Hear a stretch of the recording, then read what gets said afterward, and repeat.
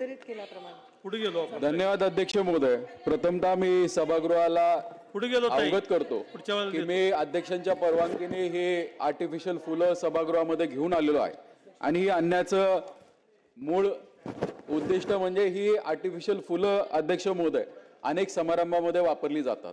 माझ्याकडे दोन प्रकारची फुलं आहेत, एक न वापरलेली आणि एक वापरलेली. अध्यक्ष महोदय, सांगण्याचं तात्पर्य एकच आहे, ही जी न वापरलेली फुलं आहेत याच्यामध्ये तुम्ही पहा रंग एकदम भडक दिसतोय आणि ही फुलं ज्यावेळेस डेकोरेशनसाठी वापरली जातात अवघ्या 15-20 दिवसामध्ये या फुलांचा रंग फेड होतो. आपण कधीही एक प्रश्न विचारत नाही की हा फेड झालेला रंग नेमकं जातो कुठे, तर हा नॅनो पार्टिकलच्या माध्यमातून वातावरणामध्ये हा मिसळून हा श्वासाच्या माध्यमातून आपल्या शरीरामध्ये जातो. अध्यक्ष महोदय, जे काही उत्तर मला प्राप्त झालेलं आहे या उत्तरानुसार एक स्पष्ट होतं की प्लास्टिकला या राज्यामध्ये बंदी आहे. राज्य सरकारच नव्हे तर केंद्र सरकार सुद्धा खूप गांभीर्याने या सगळ्या मुद्द्याकडे पाहतंय. दुर्दैव असं आहे की इतकं गांभीर्याने पाहत असताना सुद्धा हे प्लास्टिक मोठ्या प्रमाणावर वापरलं जातं, प्लास्टिकची फुलं वापरली जातात. माझा आक्षेप या फुलांना वापरण्याबद्दल नाहीये, तर या फुलांवरती वापरला जाणारा जो रंग आहे हा अतिशय टॉक्सिक असतो आणि हा नुसता फुलांमध्येच वापरला जात नाही तर हा फुग्यांमध्ये वापरला जातो. पुढच्या 4 दिवसामध्ये होळी येणार आहे. होळीमध्ये जे पाण्याची फुगे आपण वापरतो या फुग्यांमध्ये तो जो रंग आहे हा लहान मुलांना सुद्धा हानिकारक आहे. अध्यक्ष महोदय, या रंगामुळे आपण जर पाहिलं तर मोठ्या प्रमाणावर लेड बेस्ड जर पिगमेंट्स असतील तर त्याचा ब्रेन डॅमेज सुद्धा अनेक ठिकाणी आपल्याला पाहण्यात आलेलं आहे. अनेक केस स्टडीज झालेल्या आहेत अध्यक्ष महोदय आणि हा विषय अतिशय गंभीर आहे. जर याच्यावरती आपण काही कारवाई करू शकलो तर अतिशय बरं होईल. माझं मंत्री महोदयांना एक कळकळीची विनंती आहे की इतकं सगळं म्हणजे या फुलांना राज्यामध्ये बंदी असताना सुद्धा याची अंमलबजावणी का होत नाही आणि करायची असेल तर कशा पद्धतीने केली पाहिजे. आणि ह्या फुलांवर जर बंदी आली तर अनेकदा प्रश्न निर्माण केला जातो की आमच्या डेकोरेटरचं काम जाईल. अध्यक्ष महोदय, ही फुलं मार्केटमध्ये यायच्या आधी सुद्धा डेकोरेशनची कामं होत होती, त्यावेळेस नॅचरल फुलांचा वापर केला गेला होता. जर नॅचरल फुलांचा वापर झाला तर आमच्या शेतकऱ्यांना न्याय मिळेल अध्यक्ष महोदय, हॉर्टिकल्चरच्या शेतकऱ्यांना न्याय मिळू शकेल. त्यामुळे माझी अध्यक्ष महोदय मंत्री महोदयांना एक कळकळीची विनंती आहे की याची जनजागृतीसाठी आपण काय करतोय आणि पुढच्या 4 दिवसामध्ये जो होळीचा सण येणार आहे या होळीच्या सणामध्ये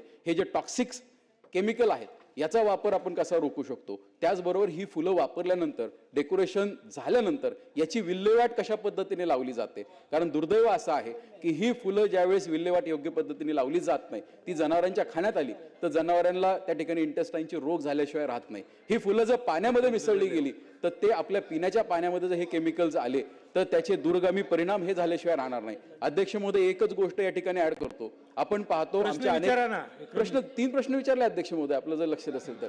आणि 4था प्रश्न आहे की अनेकदा आपण पाहतो की सुपारी खायचं कोणाला व्यसन नसतं, कोणतंही व्यसन नसणाऱ्या लोकांनाही कॅन्सर होतो. कॅन्सर होण्याचं कारण हे टॉक्सिक केमिकल्स आहेत. ह्या टॉक्सिक केमिकल्सला सर्वसामान्य जनतेपासून जाण्यापासून आपण कशा पद्धतीने आपण रोखणार आहोत. सन्माननीय सदस्यांनी जो प्रश्न उपस्थित केलेला आहे त्यांनी मला ती फुलं दाखवली तर त्यांना ती फुलं कापडाची आहेत त्यामुळे कापडाच्या फुलांवर तर बंदी नाही, पण प्लास्टिकच्या फुलांवर आणि प्लास्टिकच्या कोणत्याही जे प्लास्टिक बायोडिग्रेडेबल नाही अशा सगळ्या गोष्टींवर आपल्या राज्यामध्ये बंदी आहे.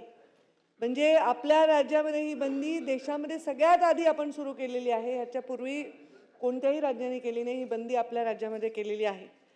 निश्चितच जेवढं नैसर्गिक गोष्टी वापरल्या जातील तेवढं चांगलं आहे.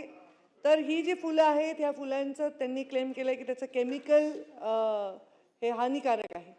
तर ते हानिकारक जसं आता प्रत्येक गोष्ट आपण आपल्या आजूबाजूला बघतोय, त्या कार्पेटपासून त्या लेदरपासून आपण घातलेल्या कपड्यापासून त्या वूडच्या पॉलिशपासून प्रत्येक ठिकाणी आपण वेगवेगळ्या केमिकल्सचा वापर करत असतो आणि हे सर्व केमिकल अति प्रमाणात वापरले किंवा कोणत्या तरी वातावरणाशी रिॲक्ट झाले तर त्याचा नक्कीच चांगला वाईट असा सगळीकडे परिणाम असतो.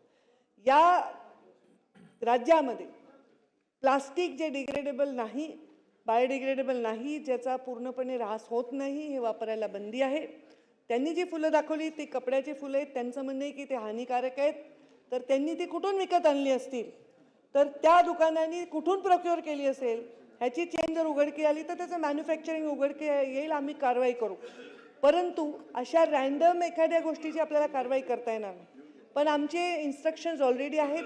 परत सन्माननीय सदस्यांनी सांगितल्याप्रमाणे पूर्ण राज्यातल्या बँक्वेट हॉल्सना प्रत्येक समारंभ करणारी जे वेगवेगळे संस्था असतात त्यांना आम्ही सांगू की तुम्ही बायोडिग्रेडेबल नसणारे कोणतेही प्लास्टिक आणि केमिकल हार्श वापरले असे कुठलीही गोष्ट वापरू नये एवढं आम्ही यामध्ये करू शकतो आणि त्याला बंदीच आहे सांगण्यासाठी.